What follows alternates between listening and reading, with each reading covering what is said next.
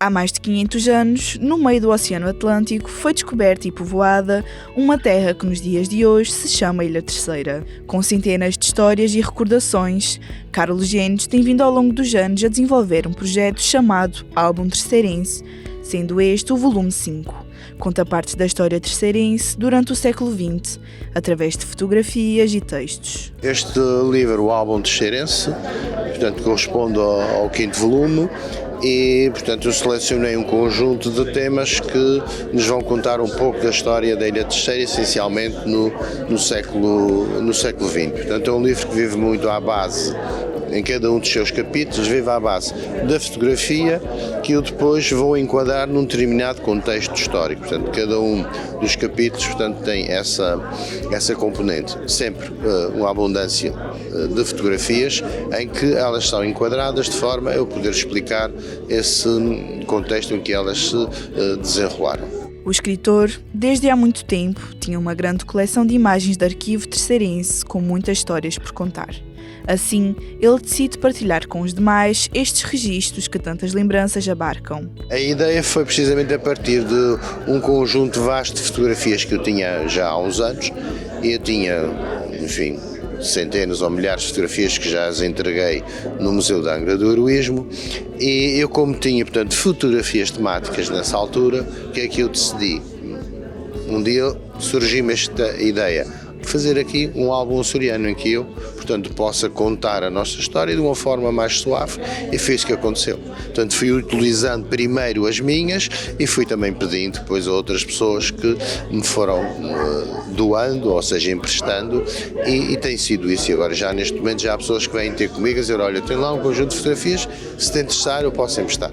Entre muitas histórias narradas pelo escritor, há uma que se destaca entre as demais. Os registros fotográficos na obra relatam o evento que marcou a Ilha Terceira na década de 40. O episódio que aqui mais me impressionou foi, de facto, a viagem da imagem da Senhora de Fátima à Terceira.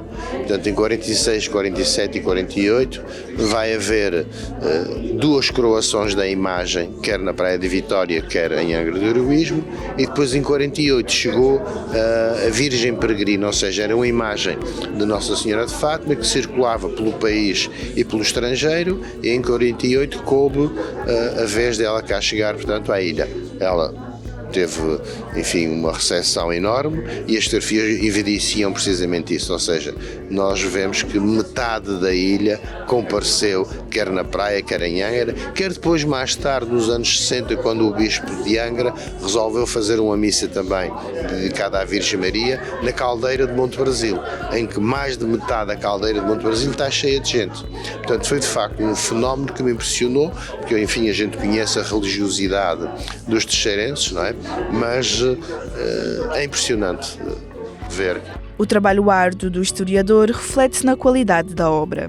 O vasto trabalho de investigação permitiu que diversos momentos da história terceirense durante o século XX fossem lembrados e eternizados nestas páginas. Eu, como sou historiador, enfim, sou suspeito, não é? Mas pronto, acho que as pessoas gostam de história, gostam de histórias, enfim, que falem, enfim, do nosso passado, que sejam, enfim, histórias que tenham o seu rigor, não é? E estes livros, portanto, apesar da muita fotografia, pode-se pensar, uma coisa suave, sem interesse nenhum. Não, então, tem um conteúdo histórico, tem uma informação histórica rigorosa, baseada, portanto, em documentos da época, e, portanto, as pessoas podem ler com segurança de que há ali, portanto, uma qualidade no que está escrito. Dizem que a fotografia tem a capacidade de manter vivo um acontecimento passado.